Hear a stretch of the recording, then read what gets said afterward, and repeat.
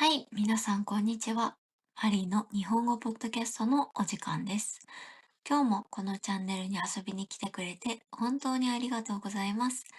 皆さんとこうしてお話しできるのを毎回楽しみにしているんですよ。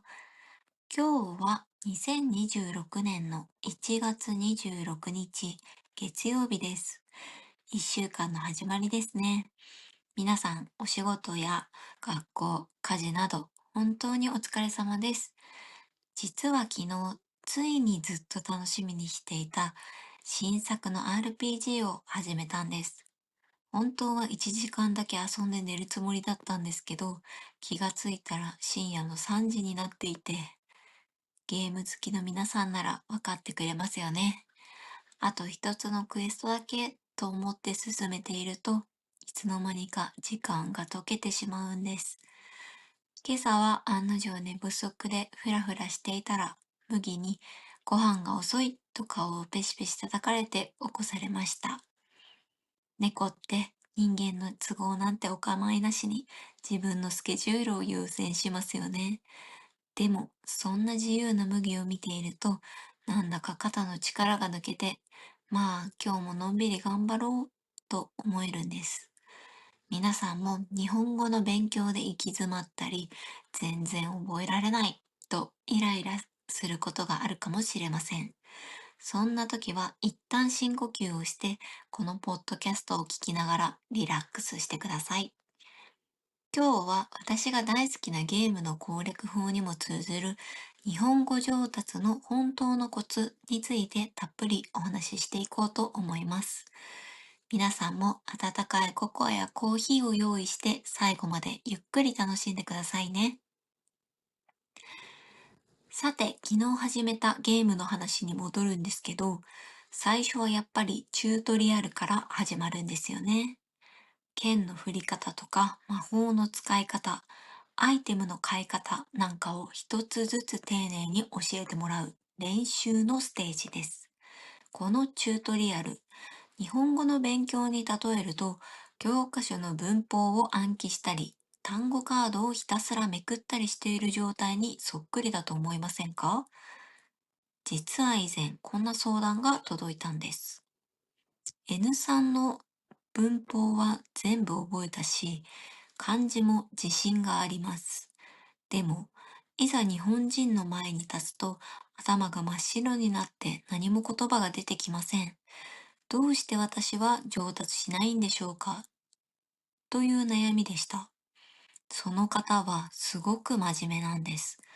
教科書もボロボロになるまで読み込んでいる。でも彼女はゲームで言うところのチュートリアルからずっと抜け出せない状態になっていたんですね。前以前のポッドキャストでお話しした糸というカードゲームを覚えていますか？自分の持っている数字を好きな食べ物の美味しさなどのテーマで表現するゲームです。このゲーム、ルールを知っているだけでは絶対に勝てないんです。実際にやってみて、あ、この人が言う、まあまあ好きは15くらいなんだなとか、この最高は90を超えているなという相手の感覚を読み取る実践経験が必要なんです。日本語の上達が早い人となかなか進まない人の違い。それは才能の差ではなく、いつフィールドに出るかという勇気と戦略の違いなんです。今日は N3 レベルの皆さんが上達する側のプレイヤーになるための3つの重要なポイントを具体的に掘り下げていきます。日本語が上達する人の特徴1つ目は、不完全な状態のまま冒険に出ることです。上達しない人の多くは完璧主義という重い鎧を着ています。文法を100%正しく使えないと相手に失礼だ。間違えたら恥ずかしいと考えてしまうんですね。これはゲームで言うと、最初の村から一歩も出ずにずっと弱いスライムを倒してレベル上げをしているようなものです。確かに安全ですが、それでは新しい街には行けませんし、本当の面白さ、本当の面白さはわかりません。一方で上達が早い人はレベルが低くても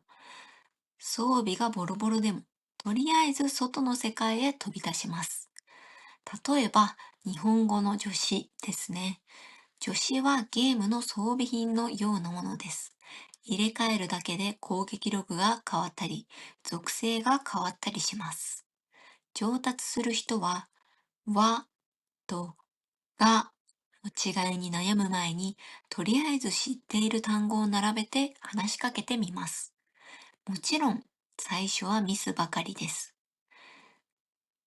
主語が家出してしまって誰の話かわからなくなったりもします。でも、そこで相手が、誰がと聞き返してくれた瞬間、あ、ここでは主語を言わないと伝わらないんだという本物の経験値が手に入るんです。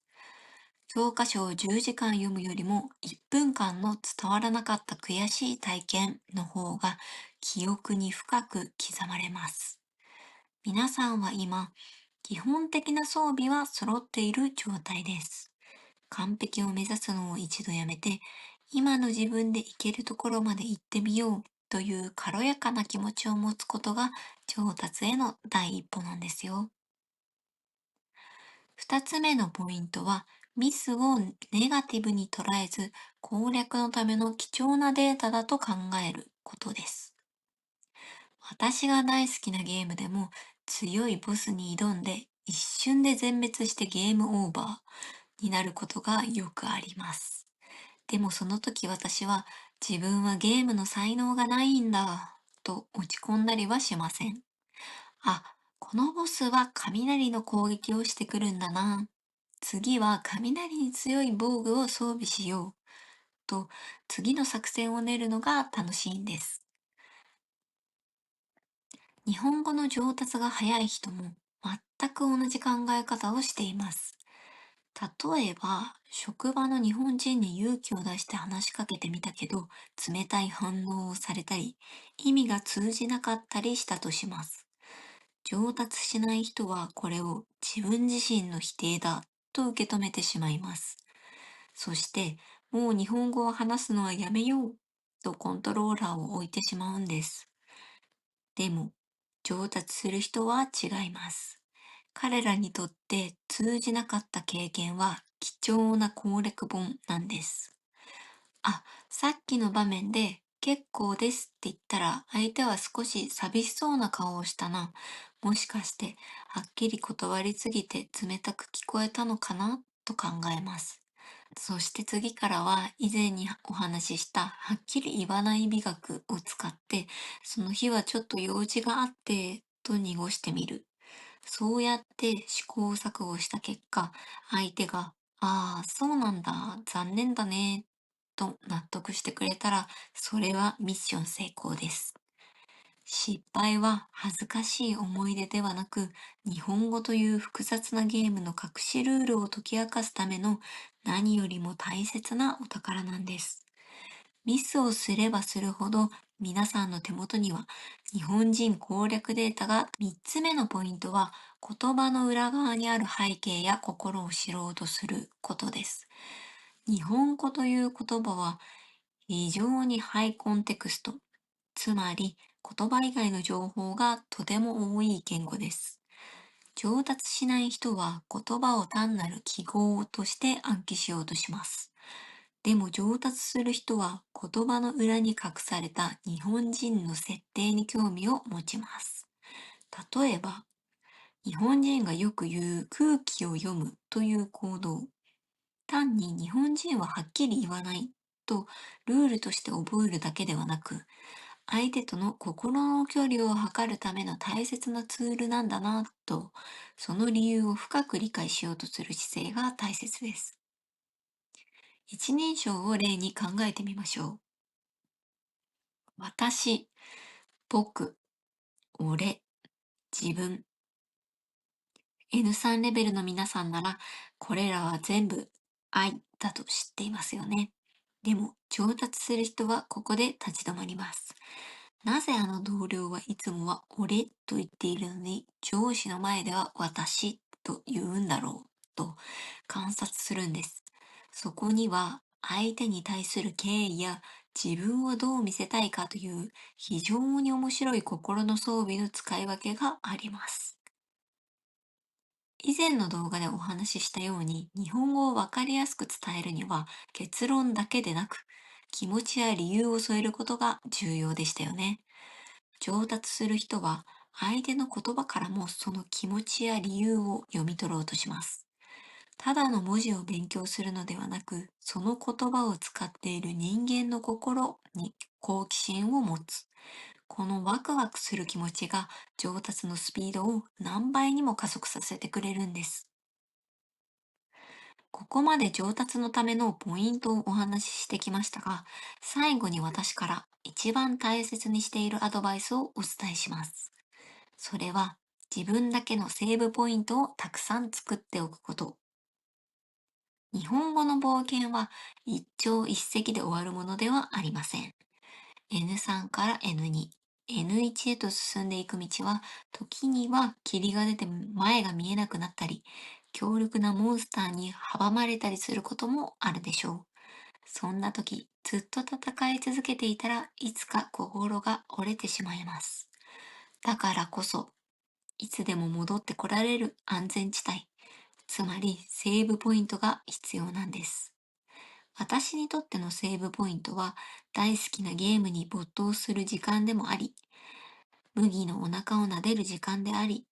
そしてこうしてマイクに向かって皆さんに語りかける時間です。皆さんにとってのセーブポイントは何ですか？今日は日本語なんて聞きたくないと思う日があったら無理に勉強しないでください。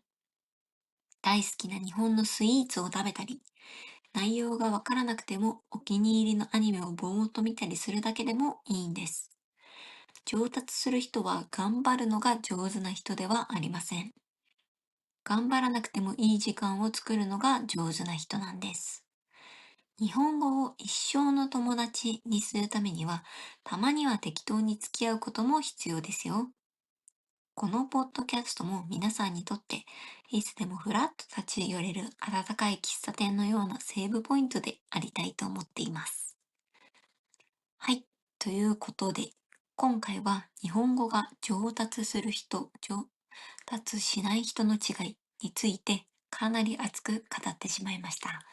最後に今日お話しした大切な3つのポイントを振り返ってみましょう。1、完璧な装備を持たずに不完全なまま実践のフィールドに出ること。2、失敗を自分の否定ではなく攻略のための貴重なデータとして歓迎すること。3、言葉を単なる記号ではなく、その裏にある日本人の心や背景として楽しむこと。皆さんの日本語学習という名のゲームはまだ始まったばかりかもしれません。でもこのポッドキャストを聞いている皆さんはすでに新しい視点という強力なアイテムを手に入れています。明日からは少しだけ失敗するのが楽しみになるかもしれませんよね。もし皆さんが今日こんなミスをしちゃったけど、これもデータだよねという体験をしたら、ぜひコメントで教えてください。私が全力でナイス攻略と拍手を送ります。今日も最後まで聞いてくれて本当にありがとうございました。外はまだまだ寒いですから、夜は暖かくしてゆっくり休んでくださいね。それではまた次のポッドキャストでお会いしましょう。バイバイ。